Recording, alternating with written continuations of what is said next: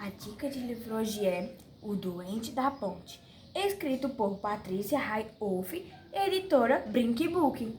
Esse livro eu recebi do Garimpo Clube do Livro. Ele vem com essa cartinha e o livro. Esse livro você paga todo mês e você sempre recebe um livro diferente na sua casa. Você recebe uma carta falando como é o livro e para os queridos leitores. Esse Garimpo Clube do Livro, ele tem livros para crianças, jovens e adultos. Agora vamos à história.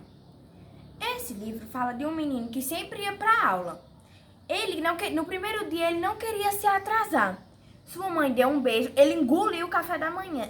A mãe dele deu um beijo, falou bom dia e ela falou para ter cuidado com o duende.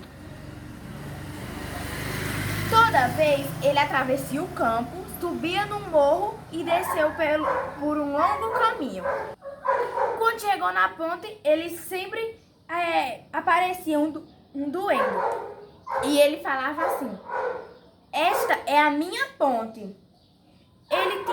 O menino tinha que pagar 1 centavo para passar na ponte. Aí ele ficou pensando o que ele poderia fazer para passar de graça. Então ele pensou em um jogo de adivinho. Se ele fizesse uma pergunta, se ele acertasse, ele passava. Se ele não acertasse, ele não passava. Se o duende acertasse, é que ele passava. Se o duende não acertasse, ele ia ficar lá. Ou seja, se o duende acertasse, o menino não passava. Agora, se o duende errasse, ele passava. Só que no caminho para a escola, ele ficou pensando: como é que eu vou fazer para amanhã eu passar novamente de graça? No outro dia, ele fez a mesma coisa. Só que ele fez outra pergunta, mas ele conseguiu passar novamente.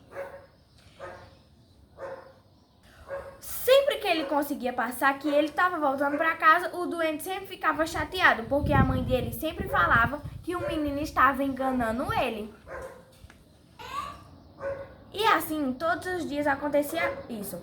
Até que um dia, o duende cansou e a mãe do duende pediu para que ele sempre fosse para a escola com ele, com o menino, para o duende ficar mais esperto. O menino já tinha sugerido isso. Aí a mãe dele concordou.